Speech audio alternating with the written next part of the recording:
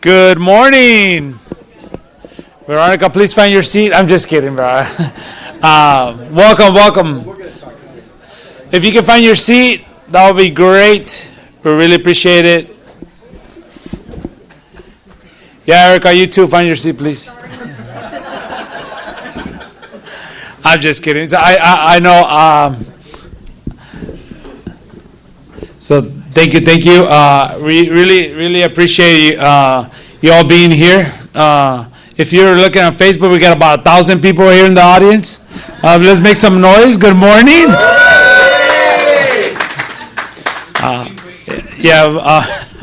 So my name is Homero Mejia.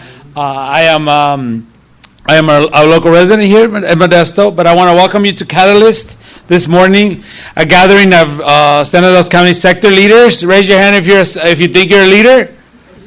All right, you better be raising your hand, or now somebody's going to be saying, "Am I following that person?" And so a lot of influencers, and in our terms, influencers is people that have an impact on other people's lives, not the ones from YouTube. Okay, hopefully you're a YouTuber too, but not necessarily. So, like I said, my name is Homero Mejia. I'm married. I have 2 kids. Believe it or not, about this tall already, about 5'7". I don't know what's going on there, but I've been married for about 16 years. She deserves that one woman, Marvin. She does receive recognition. She's not here today. It's her birthday, but she's not here today. But we will celebrate her later today. So I've been a Modesto resident since 1989. Wow. And so I grew up in South Modesto over there by Bret Hart for a few months, and then West Modesto. So I've been called Modesto my home.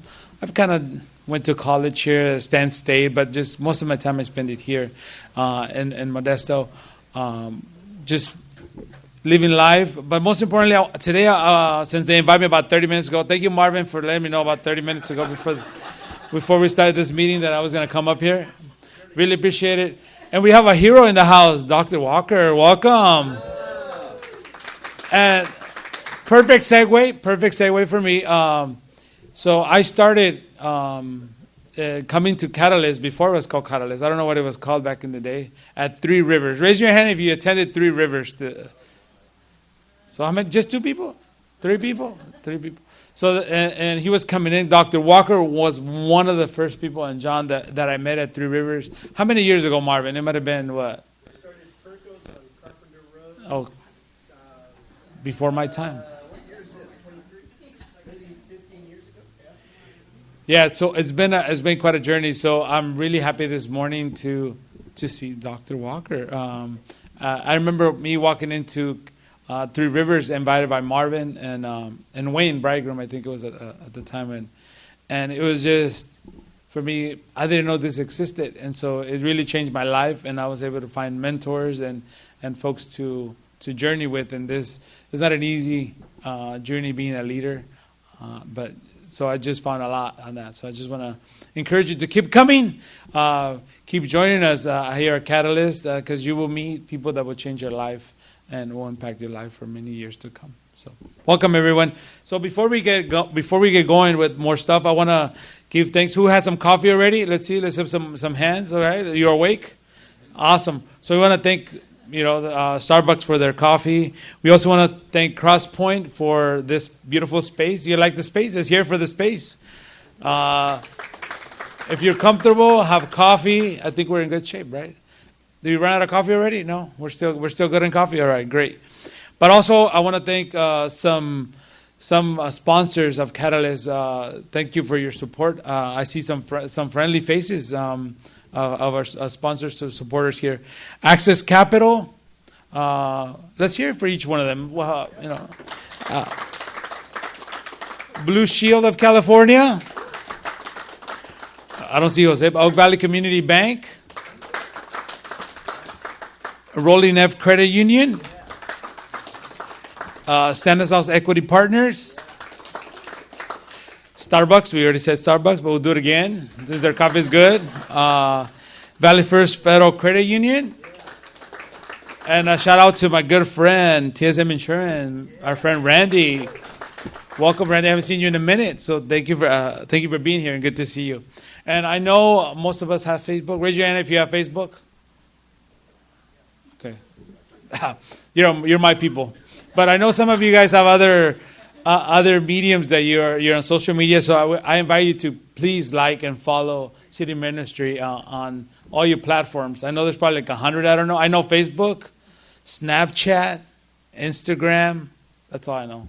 So if there's more, let me know because that's all I know. But yeah, please follow us.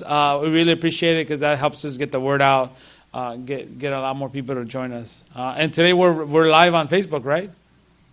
I forgot my tie. I'm sorry. Next time I'll bring my tie. I promise. I do have a tie. Who has a tie? Let's celebrate them if they have a tie. Oh, let's hear it, David. See, I knew one person was not going to make me look bad. You look good, David. Thank you.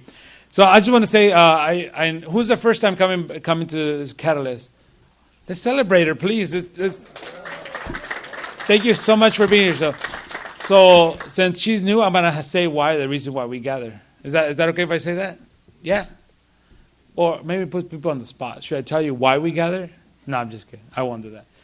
Catalyst is a place where, I guess, community people make connections, come and meet, like I mentioned earlier, and inspire.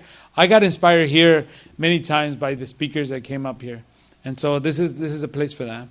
A safe place, hopefully to share at your table, to be open of things, maybe hard conversations that you might not be able to have at work. You can have them here. It's a chance to meet diverse people and all different backgrounds, ages, all different things like that. And I hope as you connect and share what motivates you, what inspires you, what wakes you up at 6 a.m. to shower and get ready and come over here. And also share your impact that you're making in the community. So all those things are very, very important to us here at Catalyst.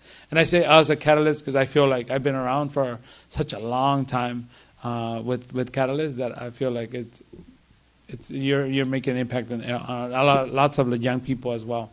So just thank you so much for that. And now I'm gonna jump to introducing a dear friend and a leader, a hero for us. I saw him grow up. I know his family. He's what can I say? When our organization was started in South Modesto, which didn't have like a community organization, his family and himself were integral parts of that. And he's a hometown hero, even though he's young. I don't know, even probably like 21. I don't know. He looks that young. 18. I don't know. But to me, he's one of those reasons why that we do this work that we do here at Catalyst. He's a hometown hero. He has a new organization he's doing work with that's called Debrief Solutions, and so he's doing a lot of great work. I know he's doing trainings across different organizations. So if you need it, reach out. Okay, but I just want to give a big warm welcome to Jose Borrell. Come up.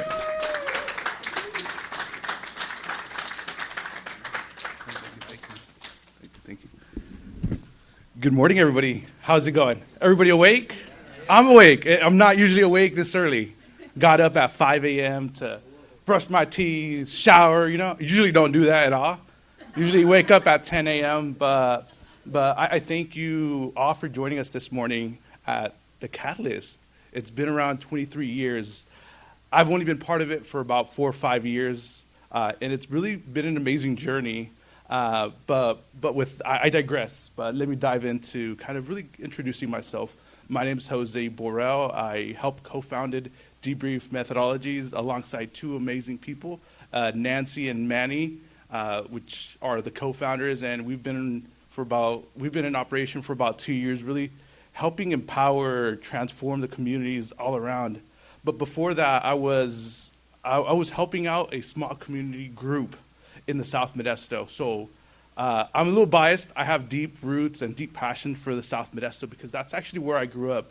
That's where I was born and raised, all 27 years young, I like to say. So So with that, back in 2009, my parents, alongside a handful of neighbors, residents, really came together and started talking about what the community needs. So for some background, South Modesto, the part of South Modesto I'm referring to is the unincorporated side that often lacks sidewalks, often lacks street, rain gutters, doesn't really have adequate light. We have street lights, but is there enough? I don't think there's ever enough. But we came together as friends, neighbors, and we really started talking about, hey, what does our community need?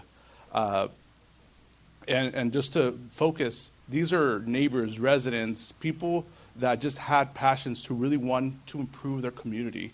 So we came together and we really thought through, okay, there's only one community park in our neighborhood. It's Fairview Park. So with that, we set our eyes on Fairview Park and said, wow, this park was abandoned because, of course, back in 2008, budget cuts. So with that, we really took it upon ourselves to really help transform the park with our own gardening equipment. So imagine you lugging around a lawnmower, a weed eater to a local park to kind of maintenance it because there wasn't enough money. So we essentially took ownership of that park and really began caring for it, began wanting to fundraise for it. And, hey, we got the attention of system leaders. And with the attention of system leaders that said, hey, slow down, let us help you. With that, we slowly began working alongside city government, system leaders, and we piled on over a dozen nonprofits that wanted to support us because, hey, the mission, the goal we had was enormous, and they knew, hey, if we go alongside them, they're going to make that happen regardless. So with that, we transformed that Fairview Park into one of the nicest parks in Stanislaus County as community neighbors that have no formal education. Imagine first-generation immigrants that are monolingual Spanish speakers come together and really challenging ourselves to wanting to improve that Fairview Park. So little to say, we fundraised, we applied for grants, and we won a bunch of grants that really then now gave us the ability to invest money into that Fairview Park. So now to say that park is one of the nicest parks in Stanislaus County, with me, of course, having bias because that's the park I go to all the time. But it's really the story of the residents I really want to highlight. These neighbors, these friends, these family members that came together with a sole goal to transform that park. So I really am blessed. I'm really happy that I was able to join them, and really I want to celebrate them. So could we I know they're not anywhere near here. They're probably all sleeping, but just give them a round of applause because their work, their dedication really transformed their community, and it helped them create ownership of that. And I want to challenge you all. So if you're part of a community, which I know if you live in a house, you're part of a community, just two houses next door to each other, that's a community. Go out to your community, see what are the needs, and really figure out what way you could transform your community. And your community could be two houses, two cars parked next to each other. But I hope the story I share really inspires you to go above and beyond and really help and transform your community. Thank you so much, everybody. Yeah. Shout out to Manos Unidos of South Modesto. You know, somebody made a comment to me just a few weeks ago about local hometown heroes. And there are so many of you that are just amazing people. And I know, I won't go into that, other than to say something. I was going to go off on a tangent, other than to say there's some incredible people, and you are those people too. So we do want to highlight some of the stories when we can, and get you, just give you a shout out. Most of you are silent servants. You are, and you do some incredible things, and nobody would ever know, and you're really okay with it. I understand that kind of leadership. So I want to encourage you to just know that people are watching, and people know. Well, this morning you might have thought we were gonna talk about nurturing a culture of creativity. Well, we had to make a change. So Tuesday night, I get this text from Chris McPherson, and he was moving his house, some things in his house, and he dropped a big old anvil on his foot, and broke his left foot, and bruised his hand, and he has to get whatever it is on his back to see if he might have done something to his back. And so it was about 8 o'clock, 9 o'clock Tuesday night. And so I get out, I get the text and, man, let me know what happens. And so we talked through the night. I get off the phone and my wife's, and I said, well, I guess we're going to have to figure out what we're going to do at Catalyst on Thursday. And she says, why don't you talk about this? Why don't you talk about the process of when something doesn't go your way, when there's a crisis, when there's a problem that, okay, what are you going to do about it? And I, of course, I'm not going to tell my wife, oh, it's a bad idea, right? Shoot. I've been married 45 years. It's like, oh, honey, that's a great idea. Whatever you say.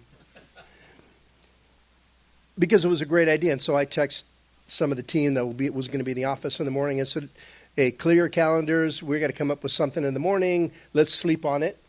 And, we get in the office and I kind of giggled to some of them because I said, we've been through COVID. This is nothing, right? Just we've been creative and flexible and dealing with crises and pressures and problems. This was no big deal.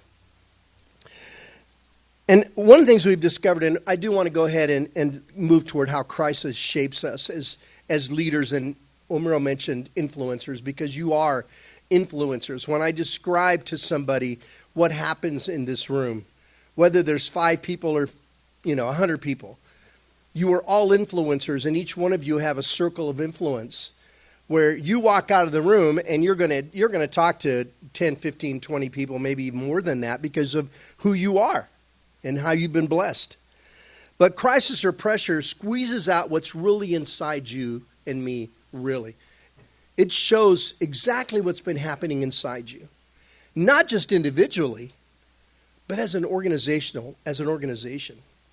Now, I'm an organizational leader most of the time, and it does squeeze out of our organization when something doesn't go our way or when it's hard. It reveals what's inside the whole organization. Because what I have discovered in it, and I believe it's true, it's a story I hold, is that an organization takes on the characteristic of its leader or leaders. Whether you like it or not, it's going to look like you. Your family looks like you, whether you like it or not. Good, bad, and ugly. And so when pressure comes and crisis strikes and the unpredicted happens, it squeezes out of you. And so sitting at the table with my wife and saying, what are we going to do about this? And when she came up with this idea, I want to go ahead and move in this direction. And with candor, late last night, Chris said, I can show up and talk. I mean, that literally was his tone. And he was on drugs and that kind of thing. I said, no, we're not going to do that. We're not going to do that. We're good. Winston Churchill once said, never waste a good crisis. Never waste a good crisis. And so this morning, we want to talk about what's the wisdom in the room. Not from here, but from you. Now, one of the philosophies that Catalyst City Minister Network holds is community capacity building, which says that there's wisdom in the room. You don't always need to have somebody paid consultant to come in and do the work. The people that are usually closest to the problems have the solution that will take you to a solution. You don't always need to bring some expert from somebody else. The wisdom is in the room. And so what we would like you to do is, all of you are at tables, and maybe I'm going to trust it to Bill, Randy, maybe Adriana, maybe the two of you can come over here as well, and just get you in groups of 4s. Get you a round table. Never wasting a good crisis. Now, I do want you to know this was a plan. This is not, oh my gosh, I got to make this up right now, so let's get around the table and talk. We hold a value that the wisdom is you. You are the wisdom.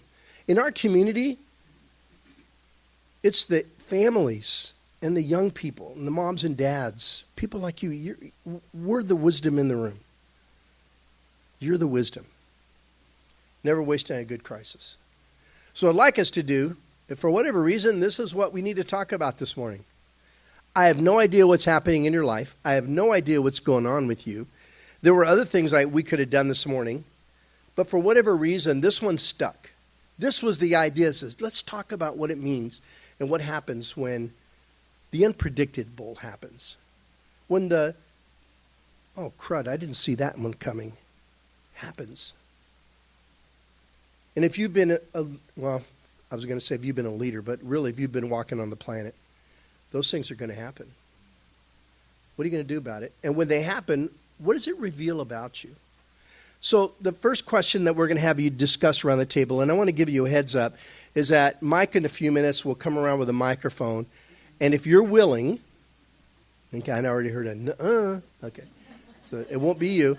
But if there's just a couple of you who'd be willing to share the question, just your response, because wisdom in the room. So the first question, Mark, if you could put the first question up, is do we have that first question?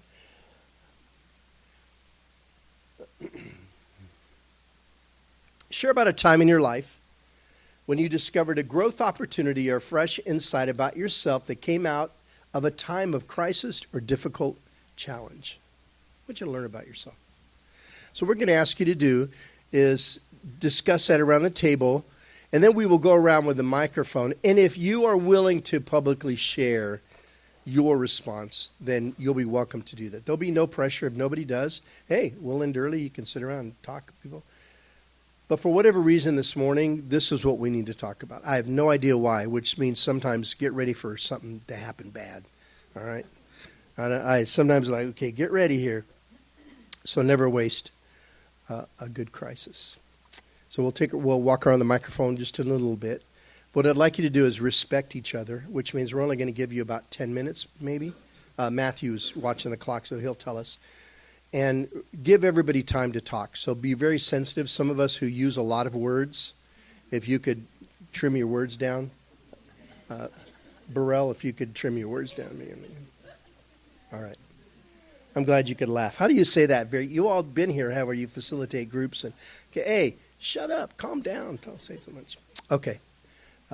Thank you so much. I'm going to get out of here before I get in trouble.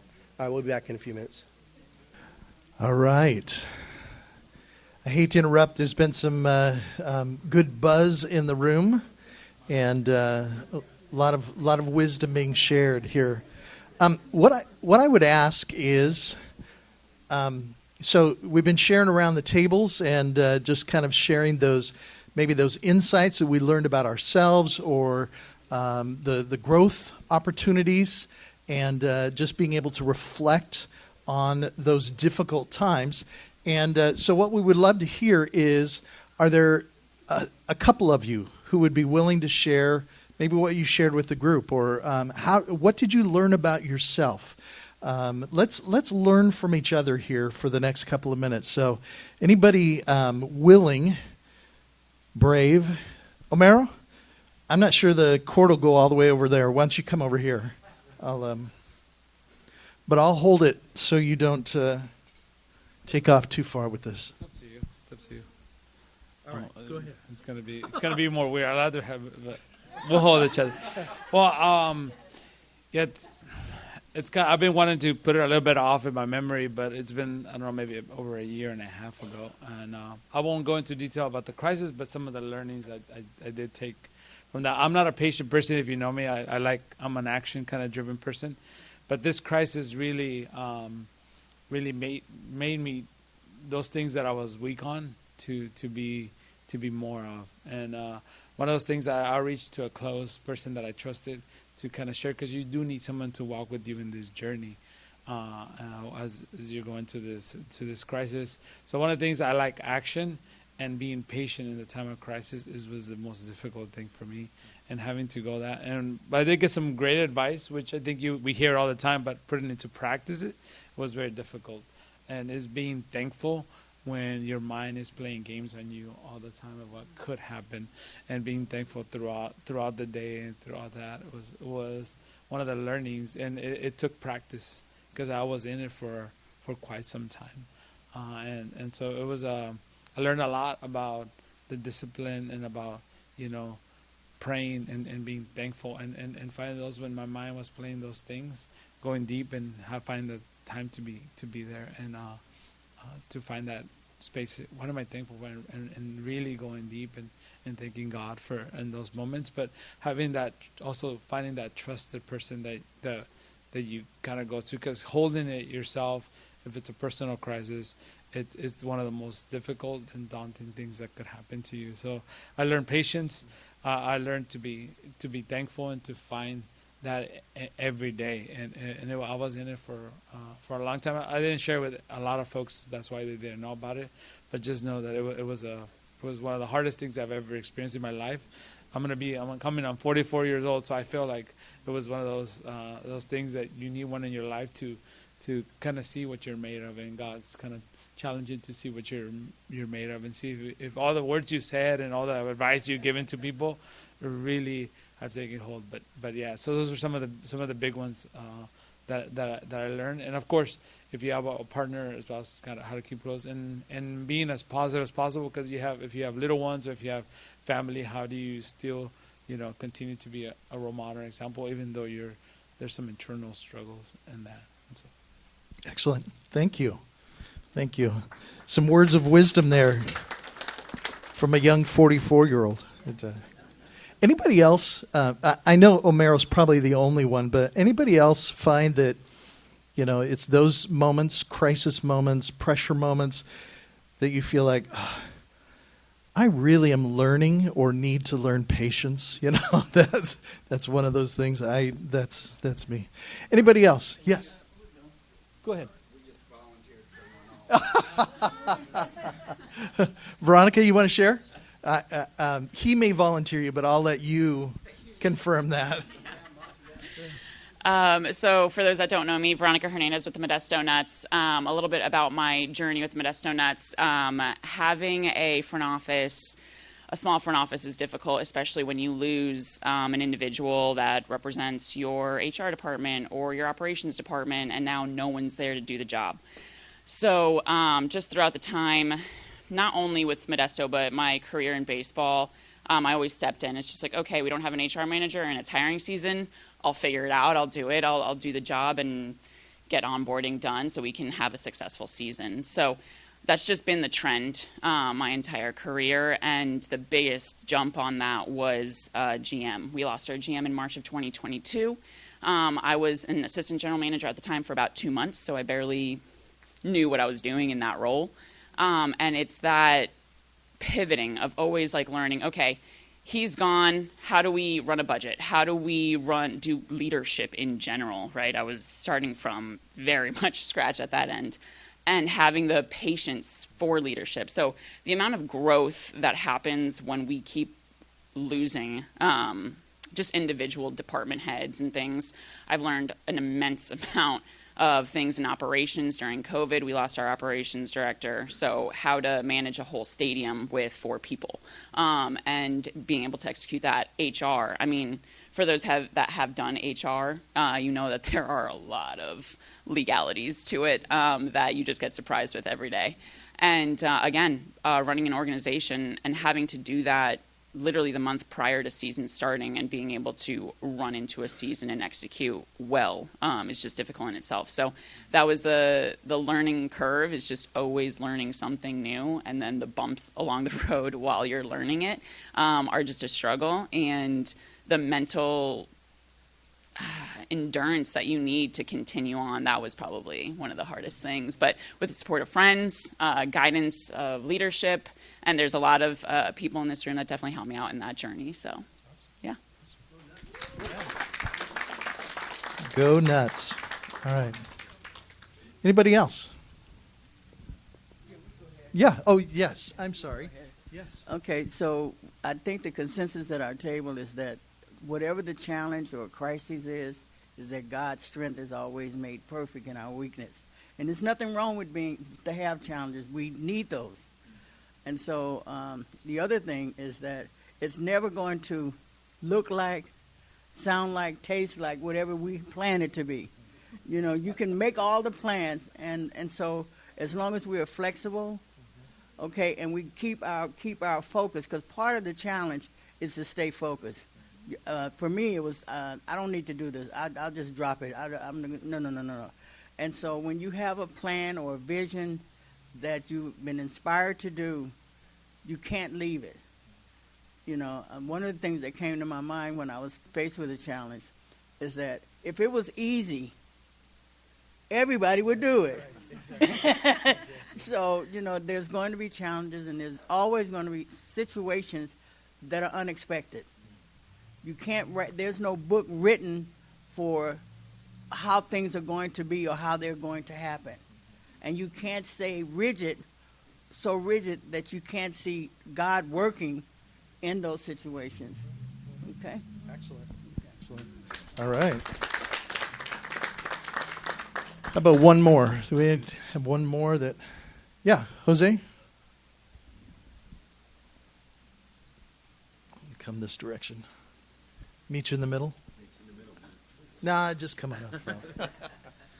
All right. In the time of crisis, one thing that I learned dramatically is to understand your support system and know that crisis creates unity. Because in crisis, you're vulnerable. And when you're vulnerable, you're weak. And when you're weak, you can share your most vulnerable moments. And we all, as leaders, have to be strong for people and strong for different situations, strong as a father, strong as a mother, whatever it is. But in time of crisis, you're weak. And there's somewhere that says where you are weak, he is strong. And so I believe in time of crisis, look at your library of friends and pull the book out when you need it.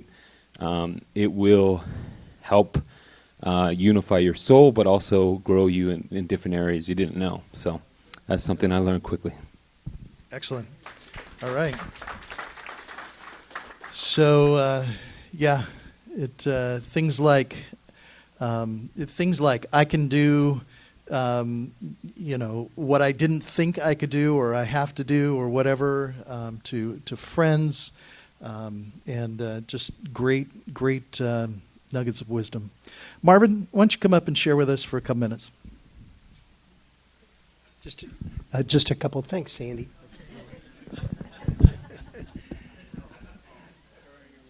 So,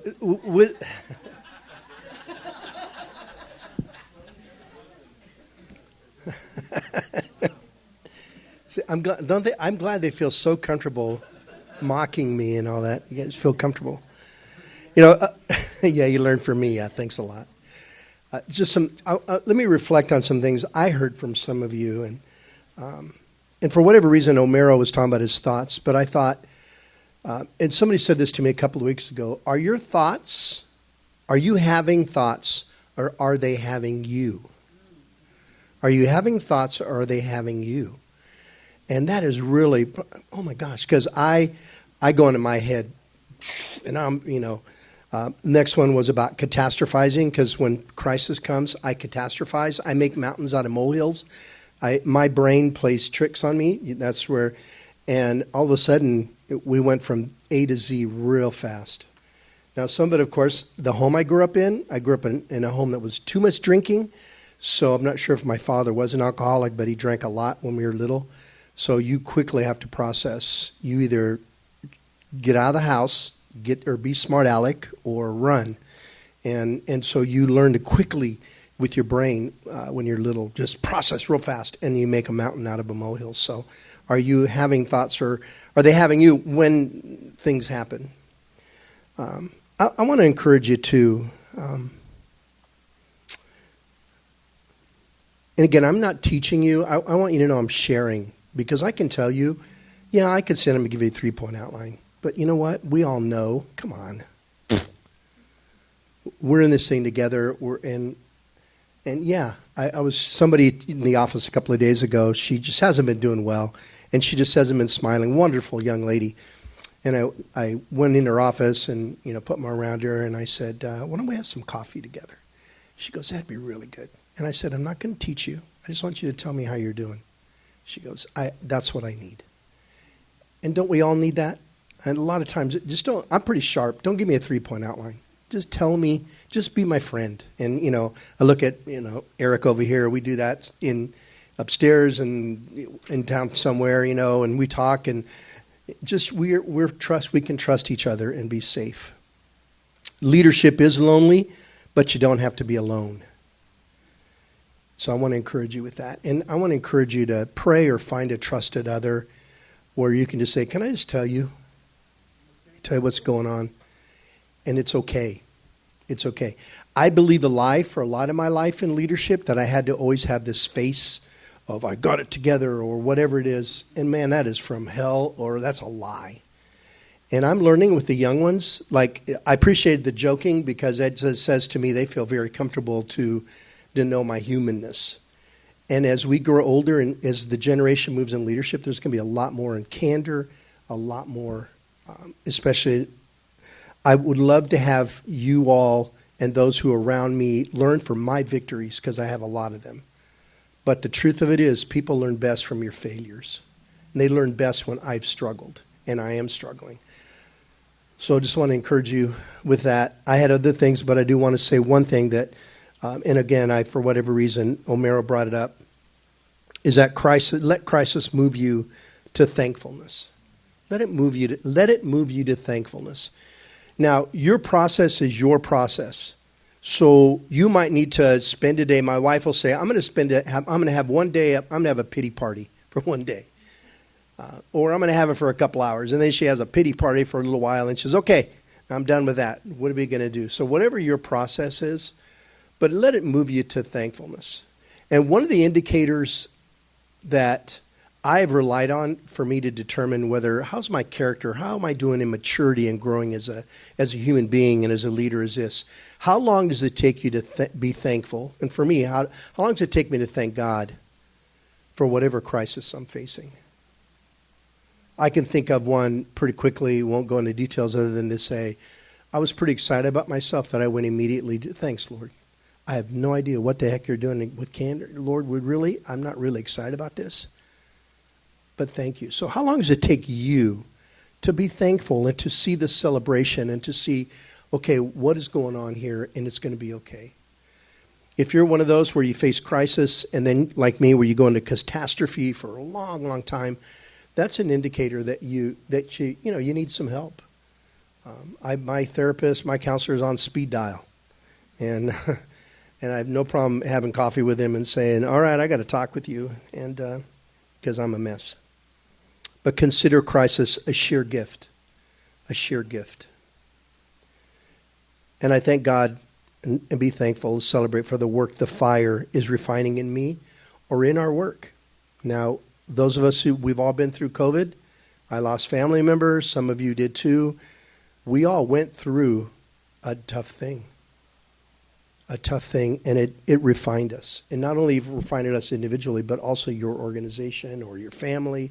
It did refining work, and it revealed some things about you. And another indicator I look for, which I hope this is true for you, is that when your work or your organization or your family faces trials, it's this. When you walk in the room, is there a sense and a spirit from people that say, she's here, we're going to be okay? Oh, good, he's here. He's going to tell us how we need to respond. And notice how, when in the middle of crisis, when you're a part of that, how do people respond to you? Just get a gauge. Just a gauge. Don't criticize yourself. Me, my old wiring is I'm going to beat myself up and all that. But that's not what this is about. When you walk in the room, leader, do you sense a sigh of relief that says, okay, Luce is here. We're going to be okay. Wanda's here. Okay, she's got this. So what's the gauge? A couple of gauges. How long does it take you to be thankful when this mess happens? And then number two, notice other people's response to you. Veronica, when you walk in the room, does the office go, oh, crud, she's here. Or, okay, Veronica's here. We got this. She's got this. Yeah, they do say that.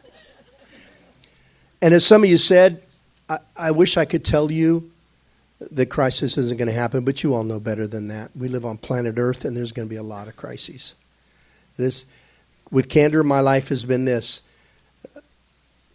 Crisis happens, I better learn from it because there's going to be a bigger one coming down the road.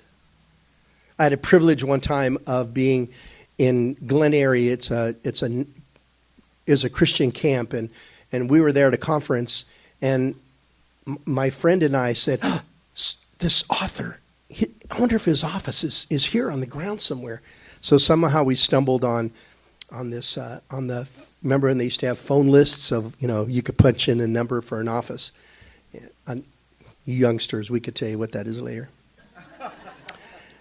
And I'll tell you, his name was Leroy Imes, and maybe you don't know, but he was an incredible mentor, wrote books on mentoring, and just was a hero to me as a young man.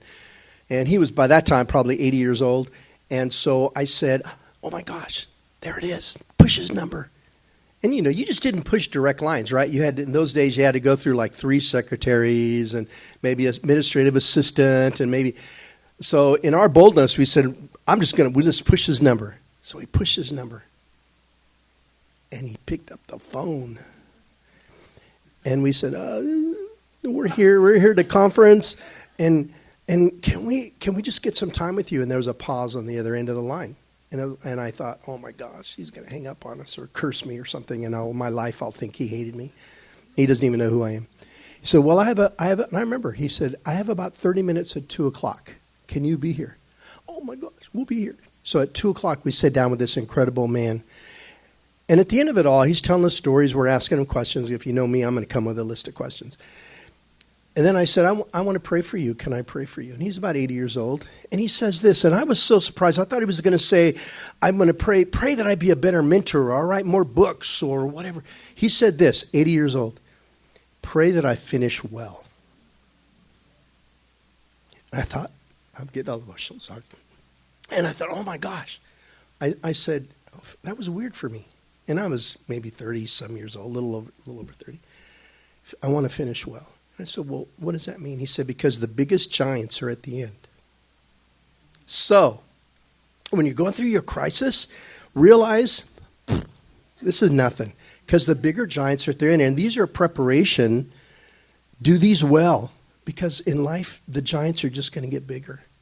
And I think what he meant was the biggest giants of death is at the end, and he wanted to finish well. And whatever finishing well looks like. For me, I just want to finish. I don't know what well. My performance bent is, man, I'm going to finish well. Forget it. I just want to finish. So the biggest giants are at the end. So when you think about crises, realize the giants are at the end. We're going to give you just some time around the tables. Just one takeaway from this morning, and then I'm going to come back up and let you know about next month's Catalyst. And we'll be back in the other room. So go ahead and take just a few minutes together. What I'd like you to do is those who did not share the first time, if you could start, if you could, that'd be grateful. I don't know who that is, so if you could, that'd be great. One takeaway. Next month in July, we'll be back in the other room. Yay! Even though this is a cozy room, and I love the carpet. It just soaks up the sound. A couple of, really was back in January, where I began to ask, I was wondering this, what happens behind the scenes when an emergency happens, especially around all the flooding? How do the mechanisms of city and counties, how do they all work together? Now, we all know, like I've been in ministry, you don't want to see the baloney made sometimes, right? Because it's baloney, right? Okay.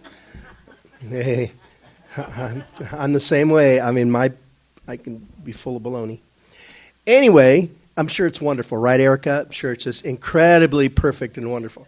Now, so in all seriousness, what happens behind the scenes? All of a sudden you see, county services go here and cities here, and there's just this dance that occurs. And I've been curious about what happens behind the scenes. Now, during the COVID time, I had the privilege of getting in the Office of Education Services and seeing and just being a part of all that craziness because there was so much happening. And I thought that might be, I want let's talk about that at Catalyst and let you, look at it and get around it. So we're going to show you just Richard Murdoch here as a video, and he'll be with us next month. So let me give you that.